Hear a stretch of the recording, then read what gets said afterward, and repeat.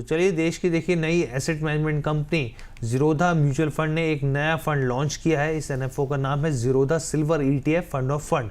इस एनएफओ के बारे में विस्तार से जानकारी देने आए हैं हमारे साथ अभिषेक गुप्ता। अभिषेक, क्या खबर है, क्या एनएफओ है, क्या जानकारियां हैं? Thank you Harsh. Zerodha mutual fund house करीब 4 साल पुराना ये फंड हाउस है और करीब 6,500 रुपये का इसका AUM है। और ये जो अभी सिल्वर की जो वॉलेटिलिटी इसमें आ रही है और लगातार उसके रेट जो बढ़ते जा रहे हैं उसको केटर करते हुए एक स्कीम लेकर आया हुआ है। जैसे कि आप स्कीम पर देख सकते हैं, ज़ीरोधा सिल्वर ETF FOF, यानी कि एक तरह से इसमें फंड्स ऑफ फंड जो होंगे वो एक तरह से इसमें ETF में निवेश करेंगे और ETF एक तरह से सिल्वर एज ए कमोडिटी में निवेश करेगा और सिल्वर की प्राइस को ट्रैक करते हुए लॉन्ग टर्म में एक तरह से एप्रिसिएशन, उसमें ग्रोथ की अपॉर्चुनिटी को देखते हुए रिटर्न देने की एक तरह से कोशिश करेगा। बेंचमार्क जो इसका है डोमेस्टिक प्राइसेस ऑफ सिल्वर ही है, यानी कि जो सिल्वर के डोमेस्टिक प्राइसेस हैं अभी हाल फिलहाल में उसको केटर करते हुए और आगे भी जो स्कीम में उसके प्राइसेस को ट्रैक करते हुए एक तरह से इसमें निवेश करेगा, उसमें रिटर्न देने की कोशिश करेगा। फिलहाल वैसे सिल्वर को अगर देखें तो करीब 1,05,000 रुपये के आसपास ये ट्रेड कर रहा है और एक्सपेक्टेशंस की जा रही हैं कि इस साल के एंड तक, एक्सपर्ट्स का ऐसा कहना है कि 1,25,000 के आसपास ये जा सकता है। तो ओवरऑल इसकी ग्रोथ भी काफ़ी अच्छी दिख रही है।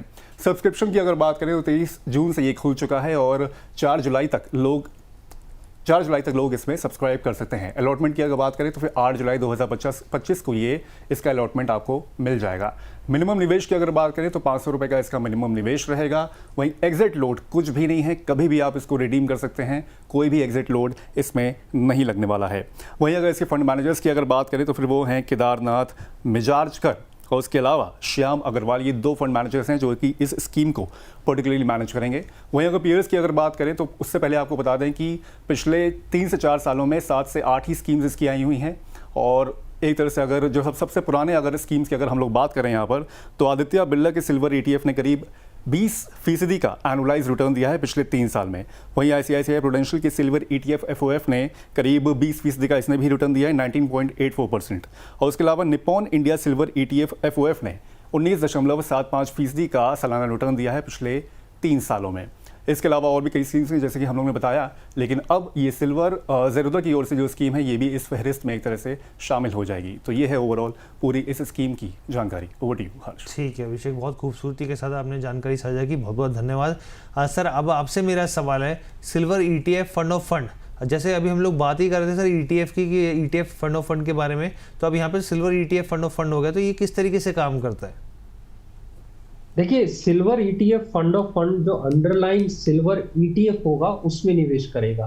अब जब हम ETF की बात करते हैं तो ETF क्योंकि एक्सचेंज ट्रेडेड फंड्स होते हैं जिनका अंडरलाइन जो इन्वेस्टमेंट होता है वो सिल्वर के अंडर में होगा, सिल्वर होगा उसका। अब जब हम ETFs with in category different companies के ETF में बात करते हैं तो रिटर्न में आप बहुत ज्यादा डिफरेंस नहीं पाएंगे, क्योंकि end of the day underline commodity तो सिल्वर है। अब जो उनको वेरी करती है रिटर्न्स का वो होता है उनका एक्सपेंसेस। यहाँ पे भी जब फंड ऑफ फंड की हम बात करेंगे तो क्योंकि अंडरलाइन सिल्वर ETF है, दूसरा भी अगर अंडरलाइन सिल्वर ETF है, तो रिटर्न में आप डिफरेंस नहीं पाएंगे, सिवाय इसके कि एक्सपेंसेस, किसका एक्सपेंस रेशियो ज्यादा है उसके रिटर्न, वहां आपके रिटर्न को वेरिएशन दिखाएगा। तो जब हम फंड ऑफ फंड को सिलेक्शन कर रहे हैं, खासकर कॉमोडिटी, हमें पता है अंडरलाइन सिर्फ कॉमोडिटी है तो रिटर्न में कोई डिफरेंस होना नहीं चाहिए क्योंकि कॉमोडिटी तो एक ही है, लेकिन वो डिफरेंस ऑफ रिटर्न्स आता है जब एक्सपेंसेस की वजह से। तो यहाँ पे एक्सपेंसेस बड़ा मेन क्राइटेरिया हो जाता है जब हम इस तरह के फंड ऑफ फंड में निवेश करते हैं। बाकी कॉमोडिटी है, कैसे निवेश करना चाहिए, किसको निवेश करना चाहिए, आई थिंक डाइवर्सिफिकेशन का एक जरिया है जब हम सिल्वर की कमोडिटी की बात करते हैं। लेकिन खासकर फंड ऑफ फंड की अगर हम बात करेंगे, ETF फंड ऑफ फंड, तो एक्सपेंसेस मेन क्राइटेरिया हो जाता है डिफरेंसेस, रिटर्न डिफरेंसेस के लिए, तो वो बहुत मैटर करेगा। ठीक है सर, दूसरा सवाल ये कि यहाँ पर जो सिल्वर ETF का जो रिटर्न होता है वो किन फैक्टर्स पर निर्भर करता है? देखिए, वो अंडरलाइन कमोडिटी पे डिपेंड करता है। अंडरलाइन कमोडिटी है और दूसरा आपका ट्रैकिंग एरर है उस ETF का। अब अंडरलाइन कमोडिटी क्या फ्यूचर है उसका, कैसा परफॉर्म करेगी, हम गोल्ड को ऑलरेडी जानते हैं, गोल्ड ETFs को हम पहचानते हैं। ये दूसरी कमोडिटी आई है सिल्वर ETF, बहुत ज़्यादा टाइम नहीं हुआ है इसके फंड ऑफ फंड्स को, 4 साल जैसे बताया अभी हुआ है। तो अब सिल्वर का अट्रैक्शन सडनली बढ़ने लगा है और उसका रीजन है कि सिल्वर जैसी कमोडिटी होती है ये इंडस्ट्रियल यूज में ज्यादा आती है। तो अगर इकोनॉमी बहुत अच्छा परफॉर्म करेगी, इंडस्ट्रियल यूज में सिल्वर आएगा तो सिल्वर जो है आपका अच्छा रिटर्न देगा। ये बिल्कुल गोल्ड के जब हम देखते हैं तो अपोजिट है, जहां गोल्ड एक हेज अगेंस्ट इन्फ्लेशन माना जाता है, इमरजेंसी का कमोडिटी मानी जाती है, सिल्वर बिल्कुल इंडस्ट्रियल कंजम्पशन पे बहुत डिपेंड करता है। सडनली अगर इंडस्ट्रियल कंजम्पशन कम हो जाएगा तो मे बी सिल्वर से रिटर्न आना जो है वो कम हो जाएगा। तो बहुत कुछ निर्भर करेगा सिल्वर के फ्यूचर परफॉर्मेंस पे। तो किसी भी निवेशक के लिए जब वो सिलेक्ट कर रहा है इस तरह की इस कमोडिटी में निवेश करने के लिए, तो उसको ये समझना पड़ेगा कि उसका फ्यूचरिस्टिक क्या है, उसका फ्यूचर में क्या किस तरीके से होगा, कैसा परफॉर्मेंस फ्यूचर में, क्या इसके रिटर्न को प्रभावित करेगा। दो फैक्टर है, एक जैसे मैंने कहा कमोडिटी इटसेल्फ, कि वो कमोडिटी फ्यूचर में क्या उसका हम यूजफुलनेस देख रहे हैं, क्या पर्पस देख रहे हैं। तो यहाँ पे सिल्वर का इंडस्ट्रियल कंजम्पशन बहुत इंपॉर्टेंट हो जाता है। दूसरा जो बड़ा फैक्टर है वो जैसे मैंने कहा एक्सपेंसेस है, ट्रैकिंग एरर है ईटीएफ्स के अंदर, ये मेन फैक्टर हो जाते हैं। ठीक है सर।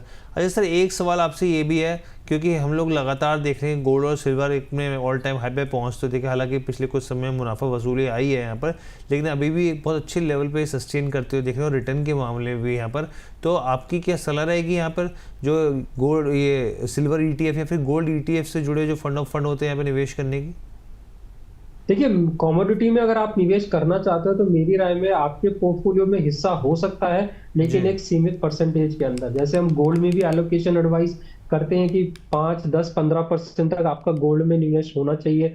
उसी एलोकेशन के अंदर इक्विटी, डेट, कमोडिटी, ये आपका एसेट एलोकेशन का जरिया है। कमोडिटी जब हम बात करते हैं कि 10-15% होना चाहिए, उसी 10-15% के अंदर आपका गोल्ड और सिल्वर दोनों एलोकेशन आ जाएगा। तो मुझे नहीं लगता कि सिल्वर के लिए अलग से एलोकेशन जाएगा। आपके एसेट एलोकेशन में जो कमोडिटी का एलोकेशन है, उसी के अंदर आपका सिल्वर का एलोकेशन भी जुड़ जाता है।